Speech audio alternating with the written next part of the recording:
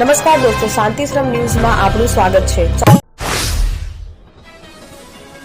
થરા અનુપમ પ્રાથમિક શાળા નંબર 2 ખાતે થરા નગરપાલિકાના ફાયર વિભાગ દ્વારા શાળાના વિદ્યાર્થીઓને આપત્તિ વ્યવસ્થા અંતર્ગત ફાયર ડેમો કરવામાં આવ્યો, જેમાં વિદ્યાર્થીઓને આગની ઘટના વખતે લેવાની સાવચેતીના પગલાં શીખવાડવામાં આવ્યા। ભારત વિકાસ પરિષદ પાટણની મહિલા ટીમ દ્વારા વનરાજ પ્રાથમિક શાળા, બહેરામુંગા શાળાના વિદ્યાર્થીઓ તેમજ એમએન હાઈસ્કૂલની પાસે આવેલ 3 આંગણવાડીઓ તેમજ સાલવીવાડા ચોકમાં આવેલ આંગણવાડીના બાળકોને ધાણી, ચણા અને ખજૂરનું વિતરણ કરવામાં આવ્યું। શાખાના પ્રમુખ પૂર્ણિમાબેન મોદીએ વિદ્યાર્થીઓને ભારત વિકાસ પરિષદથી પરિચિત કરાયા હતા। મમતાબેન ગાંધીએ બધા જ બાળકોને હોળીની શુભેચ્છાઓ આપી હતી।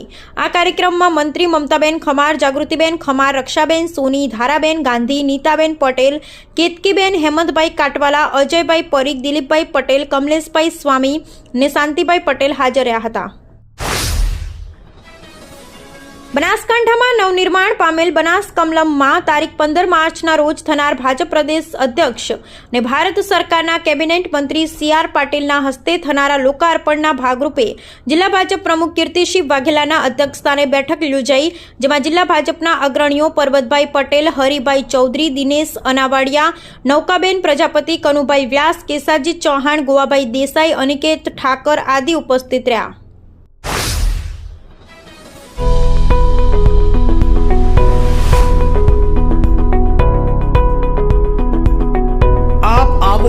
આજે દિયોદરમાં બનાસ ડેરી સંચાલિત ઉમંગ મોલમાં જ્યાં આપને મળશે બનાસ ઘી, બનાસની ચા, નવરસ તેલ સહિતની જીવન જરૂરિયાત તેમજ કરિયાણું તથા કોસ્મેટિક ચીજ વસ્તુઓ તેમજ પશુહાર સામગ્રી મળશે વ્યાજબી દરે। આજે સંપર્ક કરો ઉમંગ મોલ, ખીમાળા બાબર હાઈવે, તિરુપતિ સોસાયટીની સામે, બ્રિજના છેડે।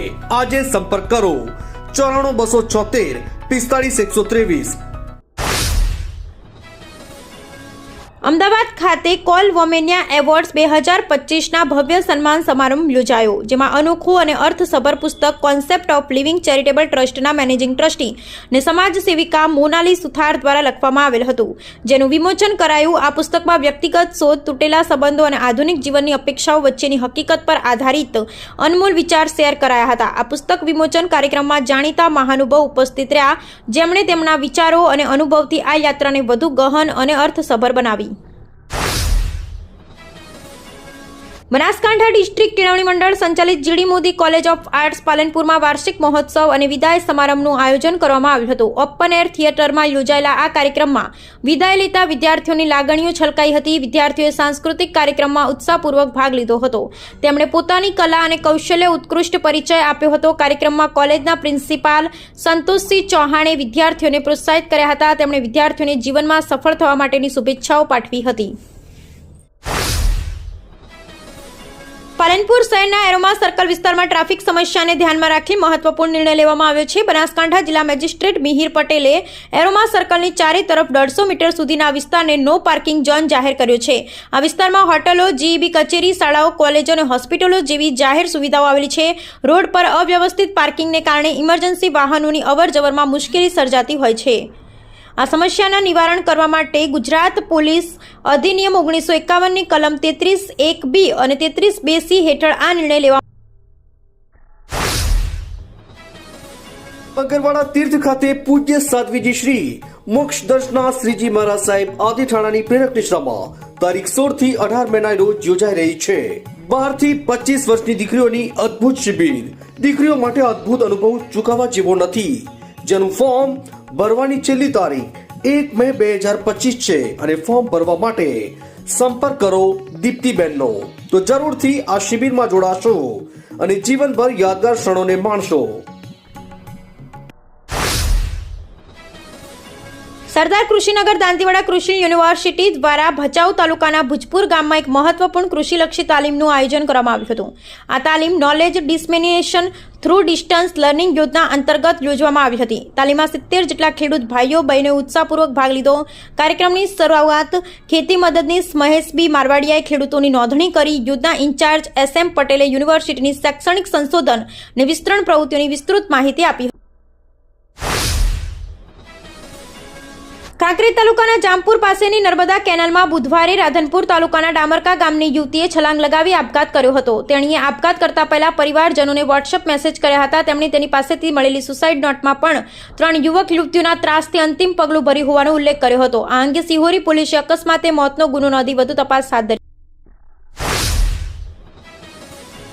થરાદની કૃષ્ણનગર સોસાયટીમાં મંગળવાર રાત્રે વૃદ્ધ જાગી જતા બાઇક ચોરવા આવેલો શખ્સ નાસી ગયો હતો. સીસીટીવીમાં રેડિયમની પટ્ટી લગાવેલા બૂટ પહેરીને દેખાયેલો શખ્સ અગાઉ પણ ચોરી કરવા આવ્યો હોવાનું રહીશોએ જણાવ્યું હતું. કૃષ્ણનગર સોસાયટીમાં બુધવારે મોડી રાત્રે એક ચોર બાઇક ચોરી કરવા આવ્યો હતો. આ અંગે હિતેશભાઈ દરજીએ જણાવ્યું હતું કે એક વૃદ્ધે ચોરને જોઈ લેતા બૂમાબૂમ કરી હતી. આથી તુરંત 100 નંબર પર જાણ કરી હતી. જોકે રાત્રે 12 વાગ્યાથી સવારે 10 વાગ્યા સુધી પોલીસ તપાસમાં આવી ન હતી. દરમિયાન સીસીટીવીમાં રેડિયમની પટ્ટી લગાવેલ બૂટ પહેરીને દેખાયેલો શખ્સ અગાઉ પણ ચોરી કરવા આવ્યો હોવાનું રહીશોએ જણાવ્યું.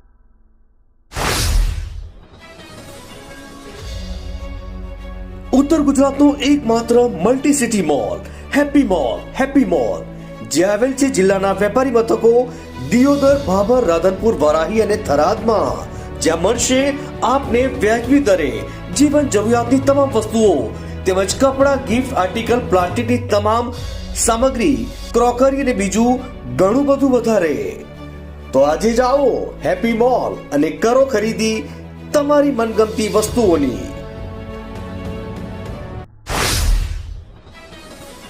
થરાદ તાલુકાના વજેગઢ ગામમાં આજે એક અગત્યની ઘટના બની હતી. ગણેશનગર સોસાયટીમાં રહેતા ભૂરાભાઈ લાખાજી ચૌહાણના પ્લોટમાં સંગ્રહ કરેલા જુવારના પૂળામાં આગ લાગી હતી. પ્રાથમિક તપાસમાં શોર્ટ સર્કિટના કારણે આગ લાગી હોવાનું સામે આવ્યું છે.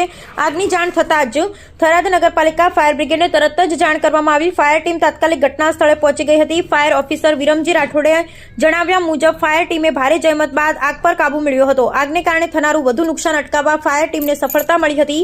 ઉનાળાની શરૂઆત થતાં જ આ પ્રકારની આગની ઘટનામાં વધારો થતો હોય છે, જેથી વધુ સાવચેતી રાખવાની. ગુજરાત રાજ્યમાં નક્કી કરાયેલા શહેરી કક્ષાએ 23,845 અને ગ્રામ્ય કક્ષાએ 17,131 મળી કુલ નવા વેલ્યુ ઝોન મુજબ જમીન મિલકતોની બજાર કિંમત નક્કી કરવા માટે કમરતોડ નવી જંત્રીના દરની અમલવારી 1 એપ્રિલ 2025થી કર અમલ કરાશે તે નક્કી મનાય છે. મુખ્યમંત્રી ભૂપેન્દ્ર પટેલની અધ્યક્ષતામાં યોજાયેલી કેબિનેટની બેઠકમાં આ સંકેત અપાયા છે. સરકારના ઉચ્ચ સૂત્રોની જાણકારી મુજબ મુખ્યમંત્રી કક્ષાએ પણ નક્કી કરાયું છે કે રાજ્ય સરકાર દ્વારા 20 નવેમ્બર 2024ના રોજ જાહેર કરાયેલા મુસદ્દારૂપ નવી જંત્રી અંગે વાંધા સૂચનો મેળવ્યા બાદ પણ આ મુસદ્દારૂપ જંત્રીના ભાવ દરમાં કોઈ પણ જાતનો ફેરફાર અર્થાત વધારો કે ઘટાડો નહીં કરવામાં આવે. પરિણામે ગુજરાતભરમાં જમીનો અને મિલકતોની બજાર કિંમતોમાં ભારેખમ વધારો નોંધાશે, જેની સીધી અસર રિયલ એસ્ટેટની સાથોસાથ ઘરનું ઘર ખરીદવાનું સપનું જોતા સામાન્ય કે મધ્યમ વર્ગના લોકો માટે આંચ